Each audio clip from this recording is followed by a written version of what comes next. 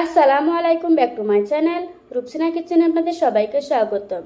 আজকে তৈরি করব মুসমুসে ডিমের চপ। ডিমের চপটা আমরা অনেকভাবে তৈরি করে থাকি, তবে আমার কাছে মনে হয় এভাবে তৈরি করলে সময়টা কম লাগে। চলুন তাহলে রেসিপিটা দেখে নেওয়া যাক। ডিমের চপ বানানোর জন্য এখানে আমি আগে থেকে 3টা ডিম সিদ্ধ করে রেখেছি। এবার আমি ডিমটাকে 4টা ভাগে ভাগ করে নিচ্ছি। ডিমটাকে 4টা ভাগে ভাগ করে নিলে ডিমের চপগুলি একটু ছোট ছোট হবে, তবে খেতে কিন্তু অনেক বেশি মুসমুসে হবে।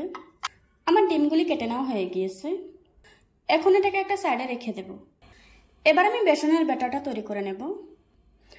তার জন্য একটা বাটিতে নিয়ে নিচ্ছি 1 কাপ বেসন। এখন আমি বেসনটাকে চেলে নেব, যাতে করে বেসনে কোনো ময়লা থাকলে ওটা চলে যায়। এবার দিয়ে দিচ্ছি 1/2 চা চামচ লাল মরিচের গুঁড়া, দিচ্ছি 1/4 চা চামচ হলুদ গুঁড়া। আপনারা চাইলে হলুদ গুঁড়াটা বাদ দিতে পারবেন, তবে দিলে কালারটা ভালো আসে। দিয়ে দিচ্ছি 1/2 চা চামচ ভাজা জিরার গুঁড়া। তারপর দিয়ে দিচ্ছি 1 চা চামচ আদা রসুন বাটা। দিয়ে দিচ্ছি কিছু কাঁচামরিচ কুচি, দিচ্ছি কিছু ধনেপাতা কুচি, দিয়ে দিচ্ছি 1/4 কাপ পেঁয়াজ কুচি, দিচ্ছি স্বাদ মতো লবণ।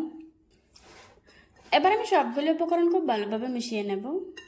সবকিছু খুব ভালোভাবে মিশিয়ে নেওয়ার পর এবার অল্প অল্প পানি দিয়ে একটা ব্যাটার তৈরি করে নেব। পানিটা একবারে দেওয়া যাবে না, অল্প অল্প করে দিতে হবে আর মিশাতে হবে, তা না হলে ব্যাটারের ঘনত্বটা বোঝা যাবে না। খেয়াল রাখতে হবে ব্যাটারের যেন কোনো রকমের লাম্পস না থাকে।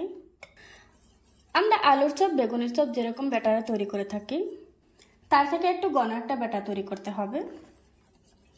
বেসনের ব্যাটারটা তৈরি হয়ে গিয়েছে।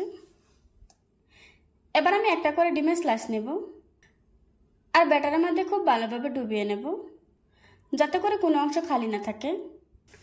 এবার আমি গরম তেলের উপর ছেড়ে দিচ্ছি।